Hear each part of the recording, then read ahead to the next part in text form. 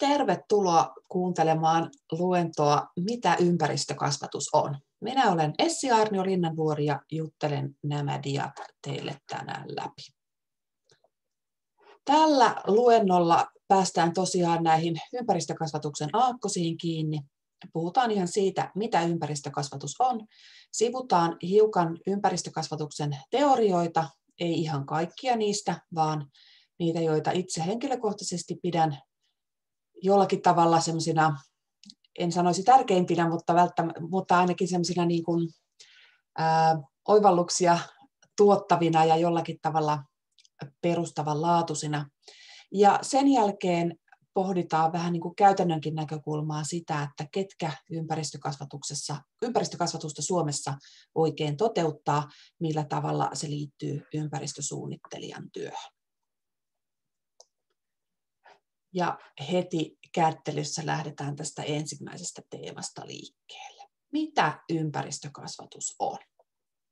Ja sehän on yksinkertaisesti kaikkea sitä oppimista, kasvamista ja opettamista, joka tavalla tai toisella liittyy ympäristöteemoihin. Tavoitteena ympäristökasvatuksessa on tällainen aktiivinen ympäristökansalaisuus. Sellainen henkilö, joka on motivoitunut, luottaa itseensä, on tietoinen omista arvoistaan, osaa käyttää sitä omistamaansa ympäristöaiheista tietoa toiminnan suunnitteluun ja toteutukseen. Ja aika tärkeää on jollakin lailla oivaltaa se, että siinä ympäristökasvatuksessa on aina läsnä se ympäristöaihepiiri sisältönä ja sitten toisaalta se kasvatus, se pedagogiikka, jota toteutetaan.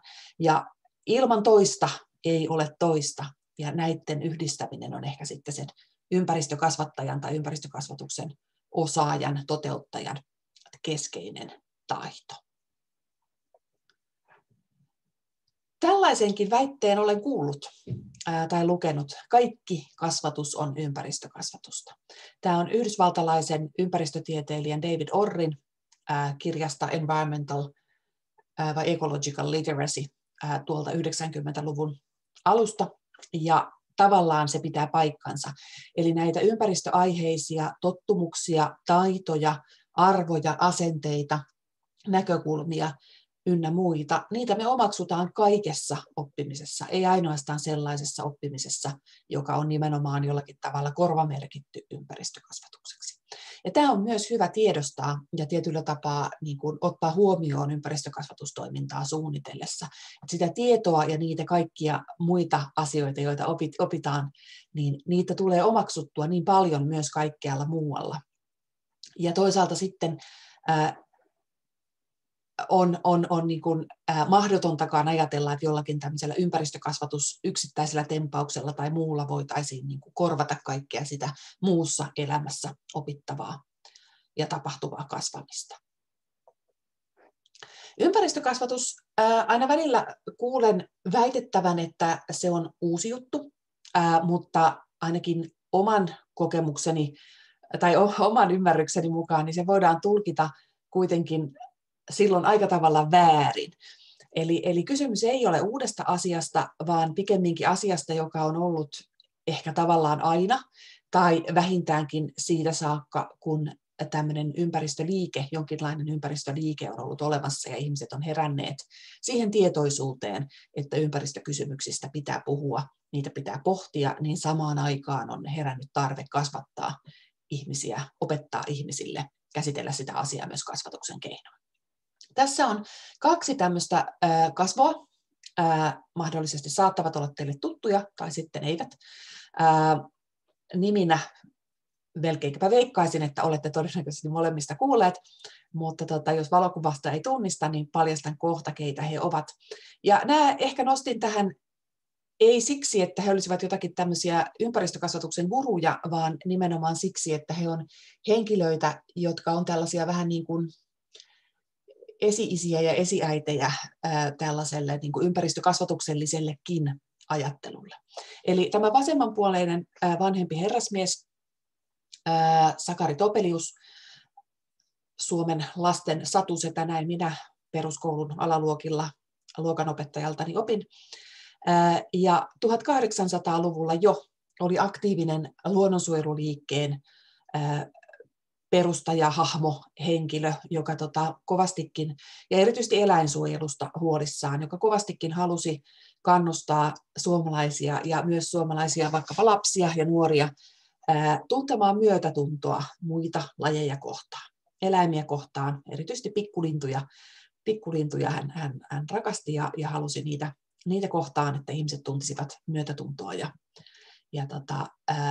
tavallaan tietyllä tapaa sitten hänen kirjoittamansa Maamme-kirja on ollut ensimmäinen ehkä suomalainen oppikirja, jossa ympäristökasvatuksen sisällöt on myös selkeästi olleet siellä seassa mukana, vaikka sillä nimellä ei tietenkään siinä vaiheessa koulukentällä mistään asiasta puhuttu. No tämä oikeanpuoleinen henkilö sitten taas on Rachel Carson, ympäristötutkija, jonka kirja The Silent Spring, äänetön kevät suomennettuna, niin se 60-luvun alkupuolella tietyllä tapaa toimi semmoisena niin kuin, sinä semmoisena murusena, joka lähetti sen lumivyöryn liikkeelle ja tämmöisenä ympäristöliikkeen yhtenä semmoisena niin kuin voimana, joka laittoi niin kuin ympäristöliikkeen syntymisen todellakin vauhtiin. Ei hän ollut ensimmäinen ihminen, joka oli pohdiskellut sitä, että jotakin sellaista tapahtuu luonnossa, joka ei ole ehkä niin kuin tervettä ja normaalia, mutta se kirja oli nimenomaan sellainen iso keskustelun herättäjä. Ja sen myötä voi sanoa, että hyvin pian siinä 60-luvun kuluessa sitten myös ympäristökasvatus ihan terminä syntyi. Englanninkielisessä maailmassa noin vuonna 1965 on jo puhuttu käsitteellä environmental education. Ja ensimmäinen ympäristökasvatuksen alan tieteellinen lehti on jopa perustettu jo vuonna 1969. Eli kyllä ollaan sitten jo yli 50 vuoden näissä teemoissa sitten ihan jo tutkimuksenkin kannalta, että tutkittu sitä, että millä tavalla näitä asioita omaksutaan ja pyritty kehittämään teorioita siihen, miten ympäristökasvatusta toteutetaan. Ympäristökasvatus tosiaan käsitteenä ainakin englanninkielisessä maailmassa on hyvinkin se reilut 50 vuotta vanha, ja Suomessakin 80-luvulta, että 35 vuotta vähän yli on jo niin kuin hyvinkin vakiintuneesti käytetty tämmöistä käsitettä suomen kielessä kuin ympäristökasvatus. Se on saanut sitten rinnalleen erilaisia muita kasvatuksia. Kestävän kehityksen kasvatus syntyi sitten kestävän kehityksen käsitteen vakiintumisen myötä Suomessa ehkä 90-luvun kuluessa pikkuhiljaa ruvettiin siitä puhumaan laajemmin. Sitten on ruvettu puhumaan globaalikasvatuksesta, jonka näkökulma on sitten myös ehkä vahvemminkin. Siinä on paljon tämmöistä ihmisoikeustematiikkaa ja muuta mukana, ja siinä on tämmöinen pohjoisen, globaalin, etelän välinen yhteistyö ja toisaalta ne jännitteet ja ne oikeudenmukaisuuskysymykset, mitä siihen liittyy ympäristöasioiden ohella tai lisäksi. Ympäristö- ja kestävyyskasvatus on ehkä jonkinlainen yritys saada nämä ympäristökasvatus ja kestävän kehityksen kasvatus solmittua yhdeksi palluraksi. Ja kestävyyskasvatus sitten taas on tällainen lyhyempi versio kestävän kehityksen kasvatuksesta, jossa ehkä sitten siinä ei ole mukana tätä vähän kiistanalaistakin termiä kestävä kehitys.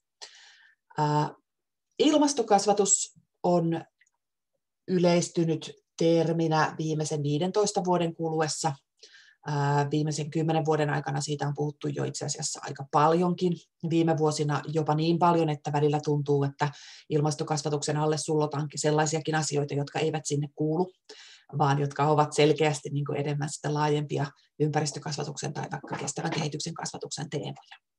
Ja lisäksi ekososiaalinen sivistys, joka on meidän perusopetuksen opetussuunnitelmassa tällä hetkellä aika vahvanakin teemana siellä, joka sitten viittaa nimenomaan tähän ihmisen luonteeseen sosiaalisena ihmisenä ja siihen, että millä tavalla se kestävä kehitys vaatii ensisijaisesti sitä, että se ekologisesti kestävä ja sosiaalisesti ja kulttuurisesti kestävä kehitys on kunnossa, ja vasta näiden jälkeen voidaan puhua sitten taloudellisesta kestävyydestä, kun nämä on hoidettu kuntoon.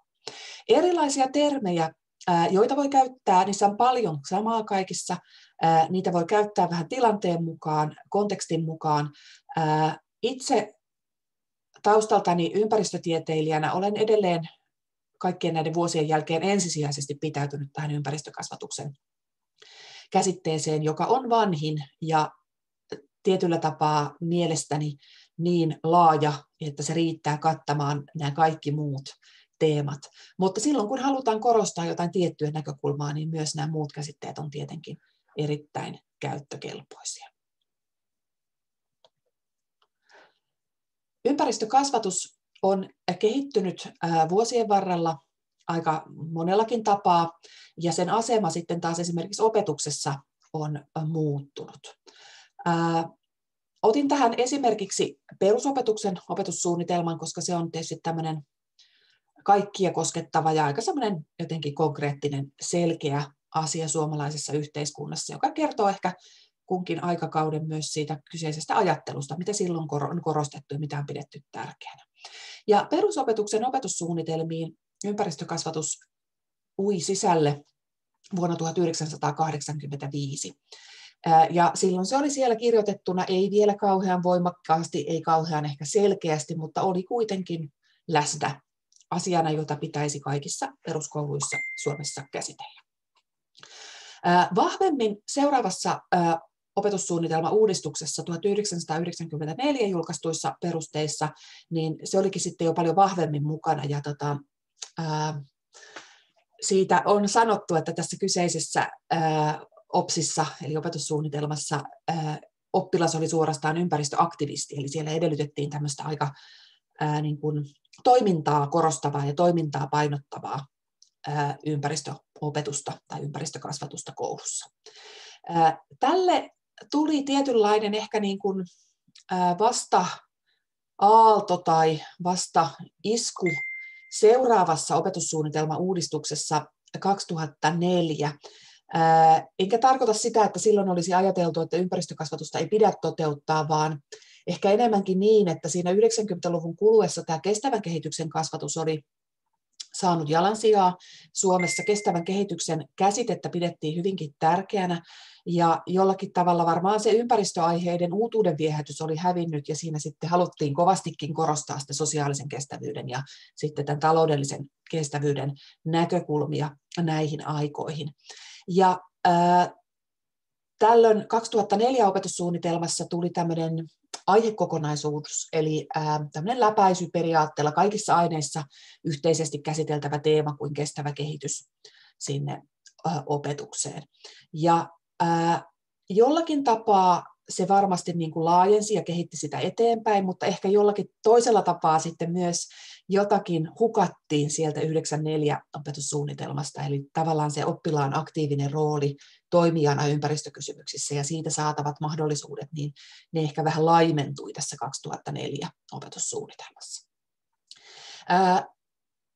Uusin nykyisin voimassa oleva perusopetuksen opetussuunnitelma on vuodelta 2014. Uskoisin, että te kuulijat olette siinä vaiheessa, kun tämä on otettu käyttöön, niin ette ole enää peruskoulun aikana tätä kerenneet opiskella, mutta tässä tuli tämä ekososiaalinen sivistys, ja täytyy sanoa, että nyt on kyllä aika vahvasti arvopohjaan ympäristöön, kestävään kehitykseen, ekososiaaliseen sivistykseen liittyvät teemat kirjoitettuna sinne opetussuunnitelmaan. Miten se käytännössä onnistuu, se on sitten toinen kysymys. Se vaatii tietenkin koululta myös aikaa ja tämmöistä täydennyskoulutusta ja muuta, mutta edellytykset siihen, että ympäristökasvatusta koulussa toteutetaan, niin tällä hetkellä pitäisi olla aika hyvät. Heitin tässä tämän kysymyksen, että voit itse miettiä oman koulupolkusi varrelta, että minkä opetussuunnitelman aikaan sinä ehkä olet käynyt koulua. Kun se julkaisuvuosi on, niin käytännössä yleensä ne on otettu käyttöön noin 2 vuotta sen jälkeen, kun se opetussuunnitelma on julkaistu.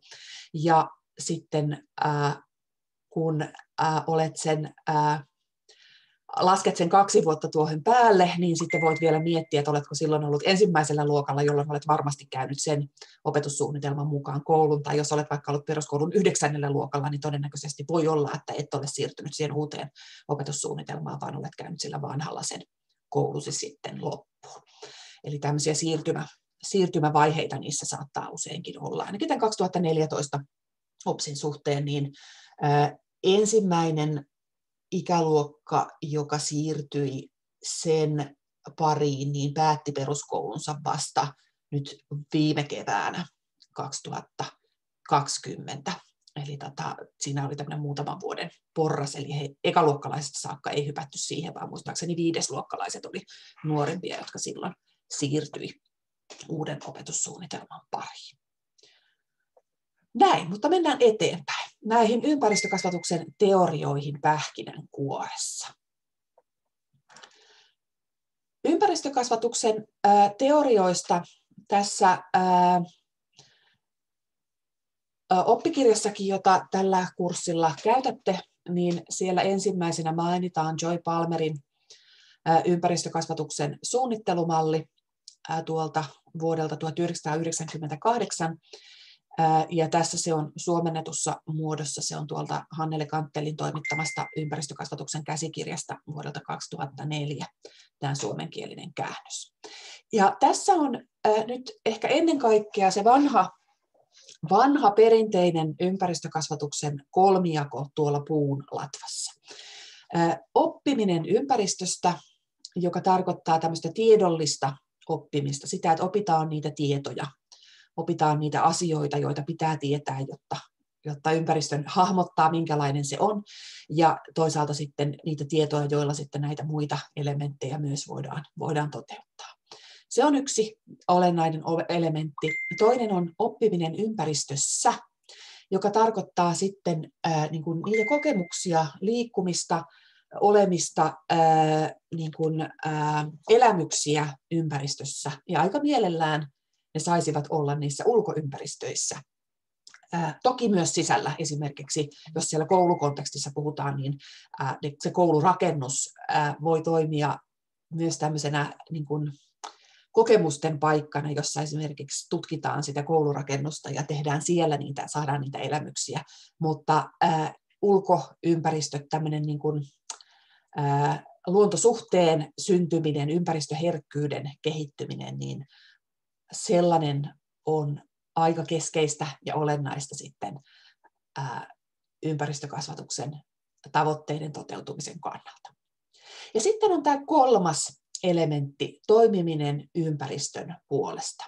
Se, että tehdään jotain oikeaa, kokeillaan asioita, toimitaan itse, niin se on semmoinen keskeinen ja aika välttämätönkin elementti, jotta nämä 2 muussa pallurassa opitut asiat niin tulisivat todellakin käyttöön. Ja toiminnan ehkä yksi tärkeä puoli on myös se, että pääsee itse siinä oppimisen ohessa jo kokeilemaan sitä toimintaa, niin se tekee niistä asioista henkilökohtaisia, silloin saa sitä niin kuin itselleen sitä kokemusta siitä tekemisestä, saa niitä vaikuttamisen ja sitten tämmöisiä osallisuuden kokemuksia, jotka on sitten aika keskeisiä sen kannalta, että jatkossa vaikkapa aikuisena tai ammatissa tai näin, niin pystyy toimimaan ympäristön puolesta. Ja se on myös toivon ylläpitämisen kannalta olennaista, että pääsee itse tekemään ja kokee voivansa itse vaikuttaa asioihin. Tämä on sellainen kolmijako, joka ei ole suinkaan Joy Palmerin keksimä, vaan se on ollut ympäristökasvatuksen kirjallisuudessa enemmän tai vähemmän esillä jo tuolta 70-luvulta asti. Ja näihin 3 teemaan Joy Palmer sitten lisäsi yhden elementin lisää, ja se löytyy tuolta puun juurakosta, merkittävät elämän kokemukset.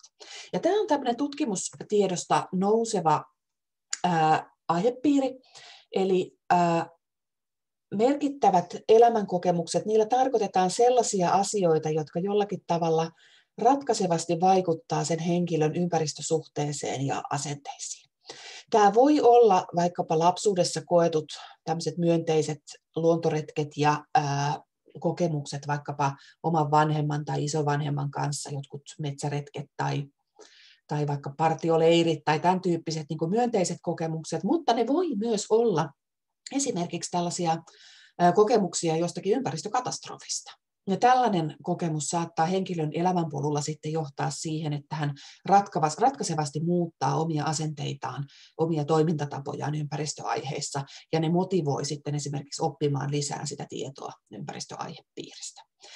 Ja heitänkin tässä teille, jotka olette päätyneet kestävää kehitystä opiskelemaan, että tunnistatteko itse omalta elämänpolultanne tällaisia merkittäviä elämänkokemuksia, jotka on muuttaneet teidän asenteitanne ja haluanne oppia näitä ympäristöön ja kestävään kehitykseen liittyviä aiheita. Sellaista ei välttämättä yksittäistä kokemusta tunnista, mutta voi olla, että sitten on jonkunlainen tämmöinen pienten kokemusten ketju, josta se jollakin tavalla itse oivaltaa, että mistä se on peräisin se mielenkiinto näihin aihepiireihin.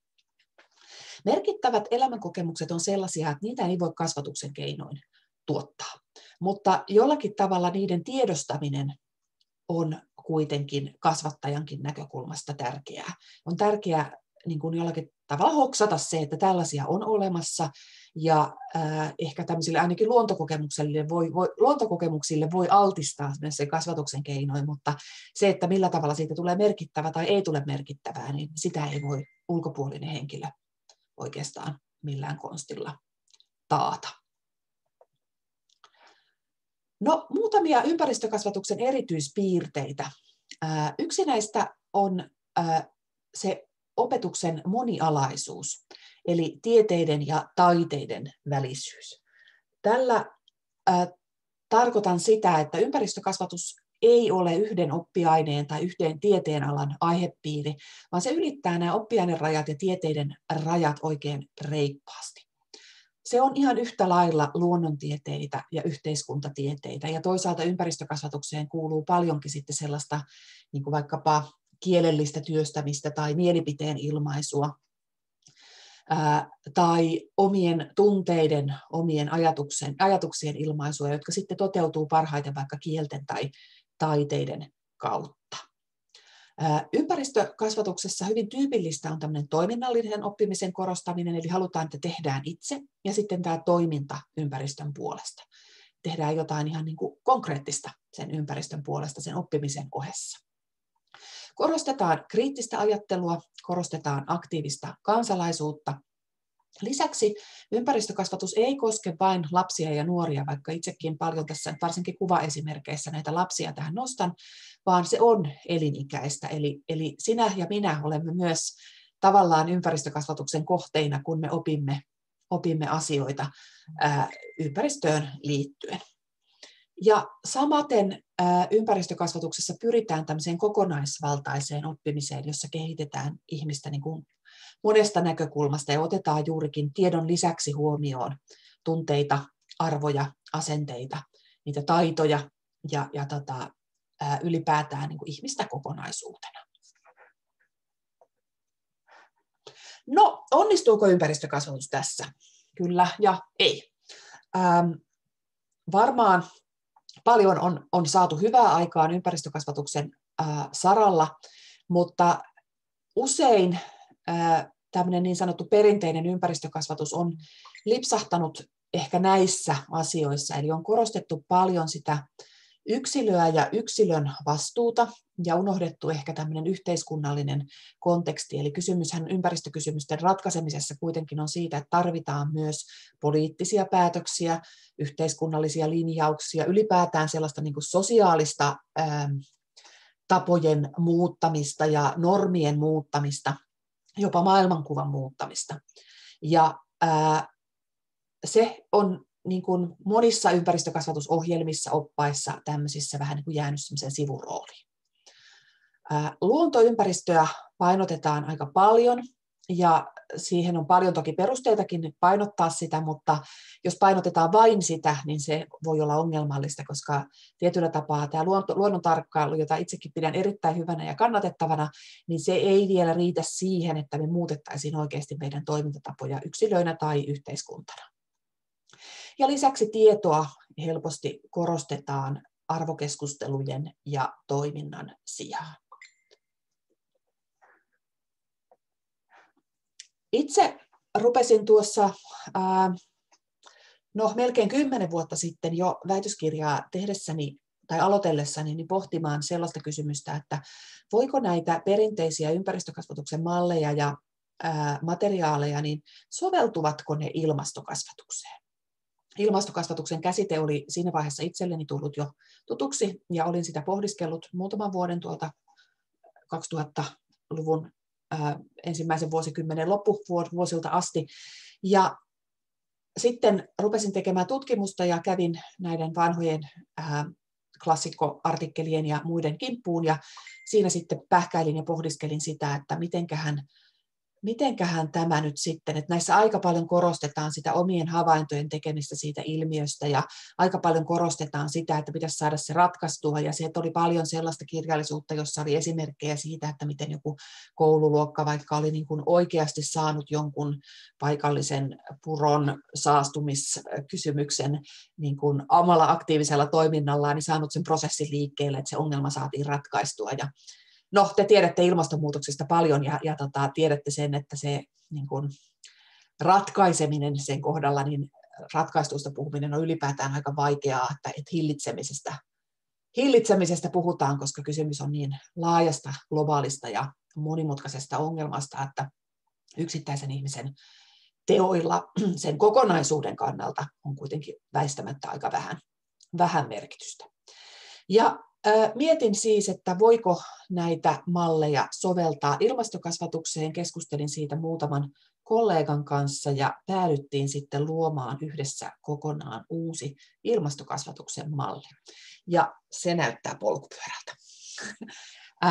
Kokonaisvaltaisen ilmastokasvatuksen malli syntyi tosiaan minun, Sakari Tolppasen, Hannele Kanttelin ja Anna Lehtosen yhteisten keskustelujen ja pohdiskelujen lopputuloksena. Ja tältä se näyttää. Siinä on erilaisia elementtejä, jotka katsoimme, että ilmastokasvatuksessa pitäisi ottaa huomioon. Tieto on näistä yksi. Se on tärkeää ja sen tulee olla ajankohtaista, sen tulee olla luotettavaa ja sen tulee olla monipuolista. Tiedon tärkeys jollakin tavalla sanoisin, että ehkä itse olen kallistunut vähän sille kannalle, että sitä pitää oikeastaan aika paljon nostaakin tänä päivänä, koska jotkut ympäristökasvatuksen lähteet tahtovat vähän niin kuin jopa painaa, että ei sitä tietoa, että sitähän on jo niin paljon, että eihän sitä nyt tarvitse tässä, vaan näitä muita asioita. Mutta ilman sitä luotettavaa, ajankohtaista, paikkansa pitävää ilmastotietoa, niin ilmastokasvatus ei kyllä pääse puusta pitkälle. Niin paljon on erilaista disinformaatiota liikkeellä, että myös se oikea tieto täytyy jollakin tavalla saada niin kuin selkeästi esille ja näkyviin, jotta ihminen pystyy sitten näitä aiheita käsittelemään ja pohtimaan. Se tieto ei kuitenkaan yksinään riitä, vaan sen rinnalle tarvitaan näitä kriittisen ajattelun taitoja.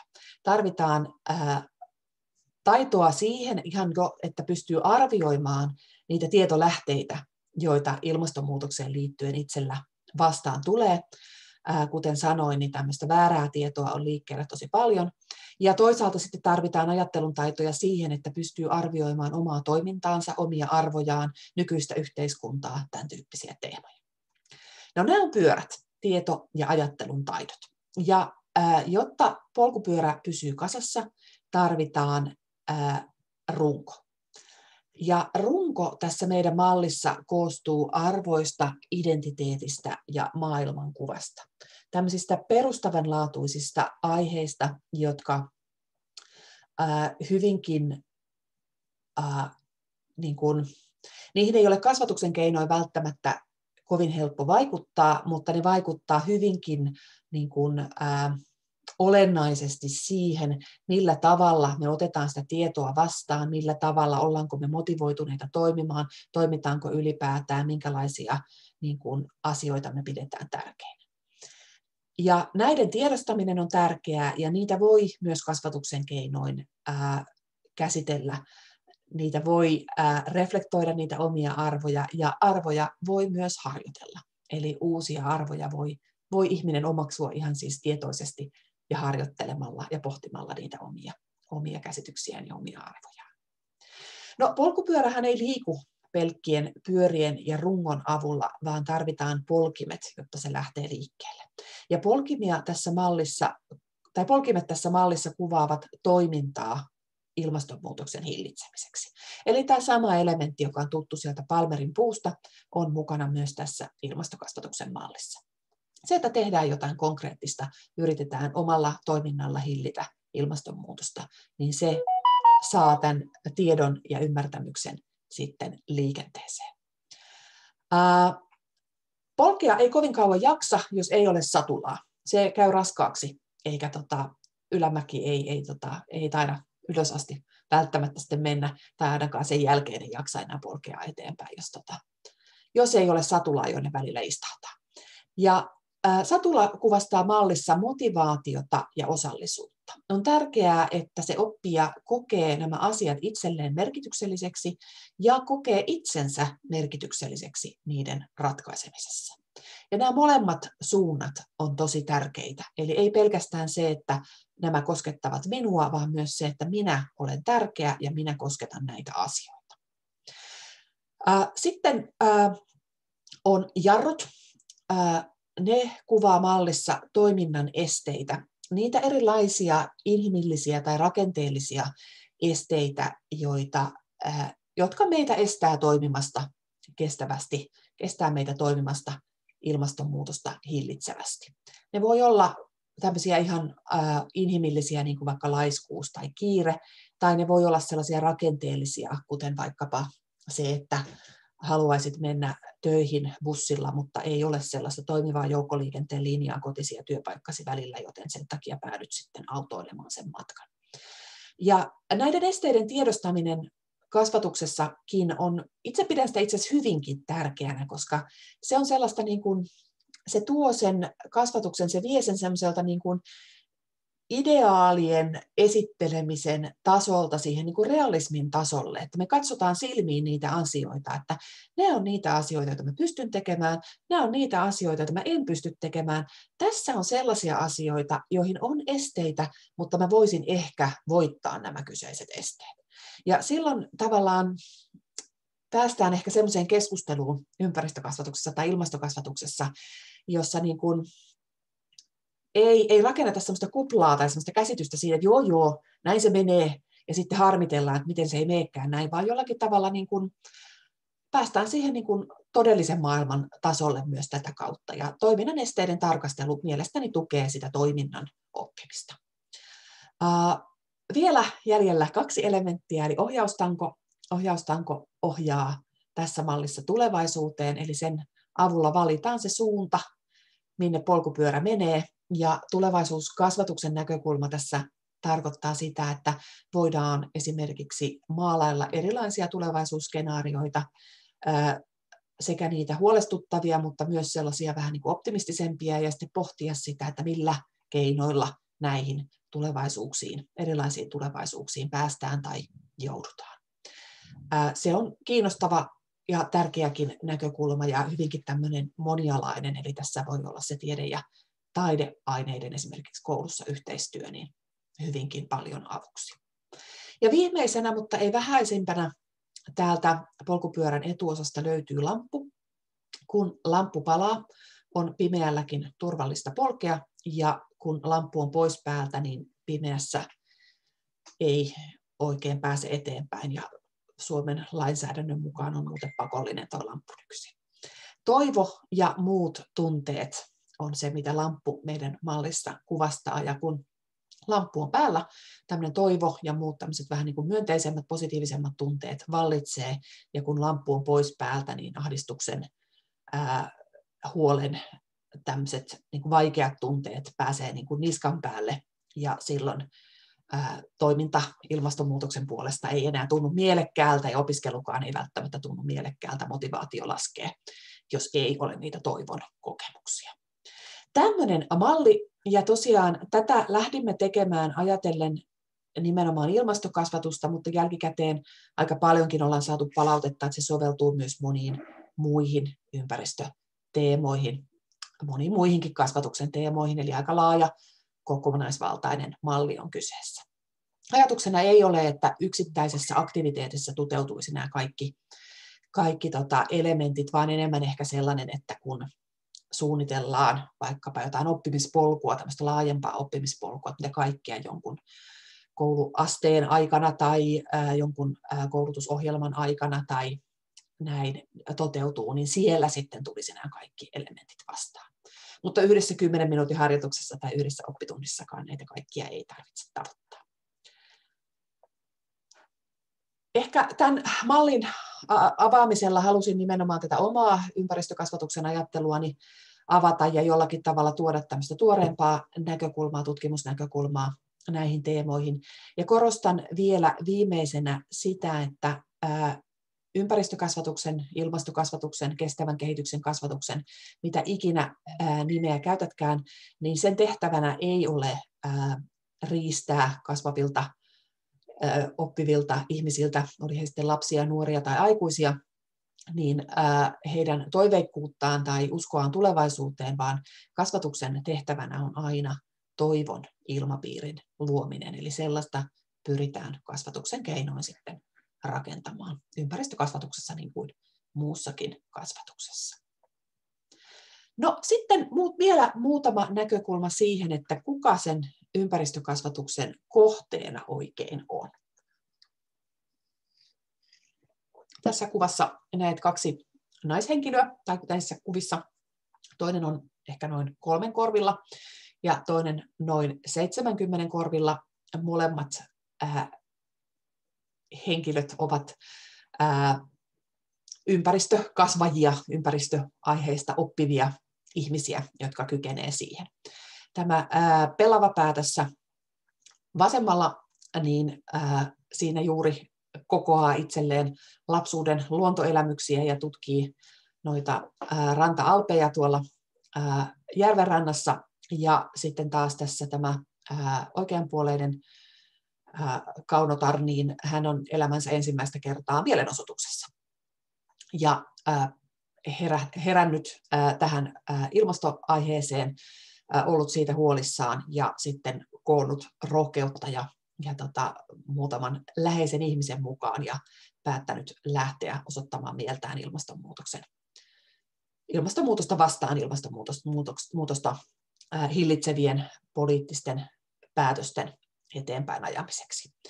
Ja näinhän se on, että me ei koskaan lopeteta oppimista ympäristöaiheista, me aina opitaan jotakin uutta, ja vaikka ollaan niitä ympäristöalan asiantuntijoita, itse olen parikymmentä vuotta jo yli toiminut alalla, ja te olette osa jo hyvinkin asiantuntijoita, tiedän, että siellä on ihmisiä, joilla on toinen tutkinto jo taustalla, ja osa vasta opiskelee, mutta kuitenkin teille sitä tietoa rupeaa jo toisena opintovuonna kaikilla olemaan aika paljon, niin olette myös jo niitä asiantuntijoita, niin tunnistatte kuitenkin varmaan sen välttämättömän tarpeen koko ajan päivittää sitä tietoa.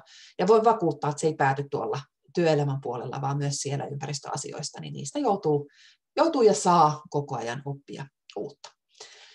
Ja kiinnostavaa kyllä, nämä ympäristökasvatuksen mallit, joita tuossa kirjassakin esitellään tai joista nyt olen itse muutamaa puhunut tai näin, niin ne hyvin harvoin ottaa millään tavalla kantaa siihen, että minkä ikäisille mikäkin malli on tarkoitettu tai onko ne niin kaikille niin kuin kokonaisuudessaan sellaisenaan käytettävissä. Ja oikeastaan ainoa tämmöinen malli, jonka itse tunnen, joka ottaa selkeästi kantaa tähän lapsesta aikuiseen kasvamiseen, niin on Eila Jerosen ja Marjatta Kaikkosen, vai Marketta? Marjatta tai Marketta Kaikkosen, Marjatta varmaan, 2001 julkaiseman ympäristökasvatuksen talomallin, niin kuin, tai siinä otetaan tähän kantaa. Tämä ei ole se malli kokonaisuudessaan, enkä lähde sitten kokonaan avaamaankaan tässä, mutta näytän tästä tämän yhden talon sivun, eli se on kolmiulotteinen se heidän mallinsa, ja se toinen sivu sisältää sitten muita asioita, mutta tässä toisessa päädyssä näkyy nämä vähän eri tavalla sanotettuna, mutta kuitenkin selkeästi samat Palmerin puun 3 latvuksen 3 palloa, jotka nyt tässä on sanotettu toimintakyky ja vastuullisuus, tieto ja tietoisuus ja herkkyys ympäristölle, niin he korostavat tätä herkkyyden merkitystä lapsuudessa ja sitten taas toimintakyvyn ja vastuullisuuden merkitystä aikuisuudessa. Ja tieto ja tietoisuus sitten kasvaa siinä välillä, eli varmaankin siellä nuoruusvuosina sitten sillä on aika iso painoarvo ja toimintakykyä sitten, sitä toimintaa harjoitellaan pitkin matkaa. Itse en pidä tätä ollenkaan huonona ajattelutapana, tosin ehkä korostan kuitenkin sitä, että omasta mielestäni jo varhaiskasvatuksessa on hyvinkin tärkeää sitä toimintakykyä ja niitä osallisuuden kokemuksia aloitella. Eli sen merkitys on jo siellä iso, mutta kieltämättä se niin kuin tämmöinen luontokokemukset ja muu, se semmoinen niin kuin perusasenne luontoon, niin se on hyvinkin tärkeää varhaiskasvatuksessa. Tietoa voi opiskella sitten sitä mukaan, kun ne oma käsityskyky kasvaa ja ne ensimmäiset niin kuin ymmärryksen siemenet sinne on istutettu, niin sit siitä se pikkuhiljaa se tietomäärän kasvattaminen kasvaa. Ja toisaalta sitten haluan myös korostaa sitä, että esimerkiksi luontosuhde on sellainen asia, jota aikuinenkin ihminen voi ylläpitää ja kehittää eteenpäin. Eli se ei ole niin kuin millään tavalla menetetty tapaus siinä vaiheessa, kun ihminen on jonkun ikäinen, vaan kyllä ne kaikki elementit kuuluu kaikkiin ikiin. Heitän teille tässä ihan muuten vaan pohdiskeltavaksi tämän näkökulman, että mitä sinä painottaisit eri ikäisten kanssa ympäristökasvatuksen parissa toimiessa. Miten tuolla varhaiskasvatuksessa, alakoulussa, yläkoulussa, toisella asteella, nuorena aikuisena tai ehkä sitten aikuisuudessa.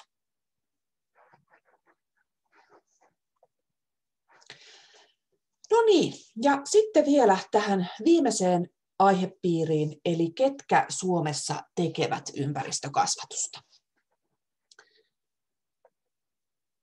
Ympäristökasvatusta voi tehdä kaikkialla, missä muutenkin kasvatetaan, opitaan ja opetetaan. Formaali, non-formaali, informaali viittaa nyt tässä erilaisiin kasvatuksiin. Formaalilla kasvatuksella tarkoitetaan yleensä semmoista tutkintoon tähtäävää muodollista koulutusta, joka tapahtuu siis koulussa tai oppilaitoksessa. Te olette nyt parhaillaan formaalin koulutuksen parissa, kun opiskelette ympäristösuunnittelijan tutkintoa. Ja peruskoululainen on sen formaalin koulutuksen parissa. Non-formaali sitten taas on tämmöistä niin kuin ei-tutkintoon tähtäävää, jossa kuitenkin on jonkunnäköinen instituutio taustalla, eli esimerkiksi vaikka vapaan sivistystyön kurssit voi olla tämmöistä non-formaalia koulutusta tai kasvatusta, samaten vaikka museoiden toiminta voi olla tämmöistä non-formaalia. Ja sitten informaalilla taas viitataan tämmöiseen niin kuin omassa arjessa, omissa harrastuksissa, tämän tyyppisessä toiminnassa niin kuin tapahtuvaa oppimista ja kasvamista. Ja nämä on kaikki sellaisia niin kuin, vähän ehkä liukuvia, että se ei aina ole ihan selvää, että formaali nyt on ehkä aika selkeä, mutta sitten toisaalta joku vaikkapa täydennyskoulutuskokonaisuus, joka ei tähtää tutkintoon, niin siinä on kyllä aika paljon samoja piirteitä kuin formaalissa koulutuksessa. Ja toisaalta sitten taas informaalipuolella sanotaan usein, että ne harrastukset on siellä, mutta sitten jos ajattelen nyt, itse olen innokas partiojohtaja, niin jos ajattelen vaikka partion tavoitteellista partio-ohjelmaa, niin kyllähän siinä on tavallaan semmoista niin kuin tavoitteellisuutta, joka ehkä viittaisi enemmän tuonne non-formaaliin kuin sitten ihan siihen semmoiseen verrattuna siihen, että niin kuin äidiltä oppii niksin siihen, että miten joku maitopurkki taitellaan, niin se on vähän niin kuin ehkä erityyppistä kuitenkin. Että ne on vähän häilyvät ne rajat, mutta kuitenkin näiden kautta haluan valottaa sitä, että ympäristökasvatuksenkin kenttä on tosi laaja ja ympäristökasvatusta tapahtuu kaikilla näillä sektoreilla. Kouluille ympäristökasvatukseen tarjotaan tukea erilaisten keinojen kautta. Ympäristökasvatushan ei ole sellainen niin kuin koulun päätehtävä, vaan koulun päätehtävä on niin kuin se kasvatus ja koulutus ylipäätään. Ja ympäristökasvatus, tavallaan jos ajattelee vaikka luokanopettajaa, niin hän on opiskellut niin kuin kaiken näköistä, mutta ympäristökasvatusta hän on opiskellut vain aika vähän. Ja silloin hän saattaa olla hyvinkin iloinen siitä, että hän pääsee vaikkapa luontokouluun tai ympäristökouluun luokkansa kanssa vierailemaan tai saa vierailijan jostakin ympäristöjärjestöstä, mikä vahvistaa sitä hänen opetustaan niistä aihepiireistä. Luonto- ja ympäristökoulut, museot, erilaiset kestävän kehityksen ohjelmat tarjoaa tukea koulujen ympäristökasvatukseen. Lisäksi tuolta vähän niin kuin virallisemmalta puolelta, niin siellä on monenlaisia tukimuotoja kuntien ympäristö- ja opetustoimilla. Se vaihtelee kunnasta toiseen, mitä se on, mutta kaiken näköistä löytyy. ELY-keskukset, avit saattaa tarjota tämmöistä tukea tai ainakin täydennyskoulutusta. Opetushallitus tarjoaa täydennyskoulutusta ja materiaalia. Suomen ympäristökeskus saattaa tehdä esimerkiksi jotain tutkimushankkeita tai tämmöisiä tieteen popularisointihankkeita yhdessä koulujen kanssa, ja ministeriöiltäkin tämmöistä löytyy. Ympäristöjärjestöillä on monenlaista tarjontaa kouluille, varsinkin materiaalitarjontaa ja sitten vierailuja. Ja sitten on kaikenlaisia muita ympäristöasioiden kanssa työskenteleviä organisaatioita. Tässä niin kuin tämmöisiä yritysmuotoon puettuja yhteishyödyllisiä tai yleishyödyllisiä toimintamuotoja on vaikka Motiva, joka on valtakunnallinen energiansäästöön keskittyvä pulju, ja sitten Valonia, joka on tuolla Varsinais-Suomen alueella toimiva tällainen kuntien perustama, joka tekee sitten erilaisia ympäristö- ja kestävän kehitykseen liittyviä asioita. Kierrätyskeskukset, jätehuoltoyhtiöt, vesilaitokset, energiayhtiöt muun muassa, niin niilläkin voi tämmöistä kouluihin suuntautuvaa ympäristökasvatuksen tukitoimintaa olla. Ja näiden lisäksi ympäristökasvatusta lasten ja nuorten vapaa-aikaan tarjoaa hyvin monenlaiset erilaiset toimijat, miksei myös aikuisten vapaa-aikaan. Tai hyvinkin aikuistenkin vapaa-aikaan. Ympäristö- ja harrastusjärjestöt, niillä saattaa tällaista olla. Tässä 10-vuotias partiotyttö kitkee lupiinia partioleirillä kuvassa. Ja sitten on erilaisia luonnonsuojelupiirejä, luonnonsuojeluyhdistyksiä tai ihan muita, vaikkapa Martta-järjestö, niin tekee hyvinkin paljon tämmöistä ympäristökasvatusta aikuisten parissa. Museot, näyttelyt, tapahtumat saattaa olla tämmöisiä ympäristökasvatuksellisia sisällöiltään. Luontopolkuja, niitä järjestää aika monetkin tahot toteuttaa. Luontokeskukset tietenkin tuottaa sitä ympäristökasvatusta kaikenikäisille, erilaiset opastetut retket. Näiden lisäksi on sitten ympäristöneuvontaa, erilaisia vapaan sivistystyön kursseja ja muita.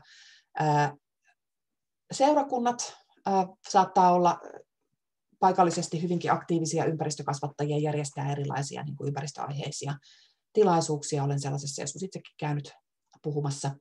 Ja perheiden ja lähipiirin vaikutus ympäristöarvojen, erityisesti asenteiden ja sitten semmoisten arjen käytännön toimintamuotojen omaksumisessa, niin se on aika iso, hyvinkin merkityksellinen.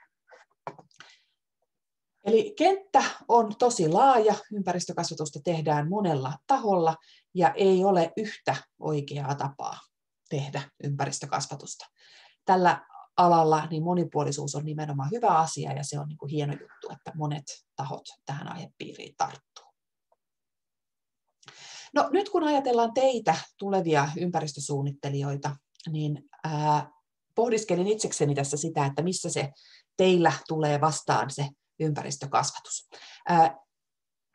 Itse en tietysti ole ihan samalla koulutuksella, että vähän erilaisella, vaikka ympäristöalan koulutus minullakin on, mutta se käsitys, mikä minulla siitä on, että minkälaisiin töihin ympäristösuunnittelija tyypillisesti työllistyy, niin sanoisin näin, että se ei ehkä ole se teidän tuleva päätyö, mutta sen sijaan se on melko todennäköistä sellaista, että törmäätte siihen ainakin joskus. Ja aika monessa ympäristöalan työpaikassa tehdään yhteistyötä sen ympäristökasvatuksen parissa. Eli ympäristösuunnittelija ei tietenkään mene sinne peruskouluun opettajaksi tai päiväkotiin varhaiskasvattajaksi, mutta ympäristösuunnittelija saattaa hyvinkin olla sen koulun tai sen päiväkodin yhteistyökumppani. Ja sen takia toivon, että jaksatte tähän 3 opintopisteen kokonaisuuteen nyt panostaa ja näitä asioita pohdiskella tämän verran. Tämä on ymmärtääkseni ainut kerta, kun se teillä opinnoissa vastaan tulee, niin on sitten pikkusen paremmat valmiudet tämmöistä yhteistyötä lähteä tekemään. Jos sitten innostut tästä aihepiiristä oikein kovasti ja ajattelet, että haluaisit nimenomaan erikoistua tähän ja haluaisit nimenomaan tehdä sitä päätyöksesi vaikka jossakin luontokoulussa, ympäristökoulussa tai tämän tyyppisessä keskuksessa, niin se saattaa ehkä vaatia vähän lisäkouluttautumista tai ainakin hyvin määrätietoista perehtymistä. Tämmöinen ympäristökasvattajan erikoisammattitutkinto löytyy, jonka voi sitten vaikka oman työn ohella tehdä, ja se on näyttötutkinto, eli sitten jos sitä osaamista on jo työn kautta hankittuna runsaastikin tai muulla itsenäisellä opiskelulla hankittuna, niin sen voi niin kuin periaatteessa vaikka pelkällä näytöllä suorittaa. Ja tässä kuitenkin korostan, että ympäristösuunnittelija on aika hyväkin ympäristökasvattaja, vaikka se pedagoginen pätevyys puuttuisi, koska se laaja-alainen ympäristöaiheiden osaaminen on tässä aihepiirissä tosi paljon avuksi. Niin kuin siellä ihan noin ehkä toisessa diassa sanoin, niin ympäristökasvatuksessa, niin siinä on sen kasvatuksen lisäksi aina mukana se ympäristö. Ja niitä kouluista esimerkiksi löytyy niitä ammattitaitoisia kasvattajia, jotka ovat nimenomaan sen opetuksen, oppimisen, kasvattamisen asiantuntijoita, mutta he eivät ole niitä laaja-alaisia ympäristöosaajia. Ja tässä on sitten se teidän valttikorttinne, jos ympäristökasvatuksen yhteistyöhön jonkun oppilaitoksen kanssa vaikka lähdette, että te hanskaatte hyvin tämän ympäristöaiheiden monimutkaisuuden ja monialaisuuden. Yhtenä esimerkkinä, tämmöisenä käytännön esimerkkinä omasta työurastani nostan vaan tällaisen hankkeen, että missä muun muassa sitten aika monialaisesti sitä ympäristökasvatusta on tehty muiden ympäristötoimenpiteiden yhteydessä.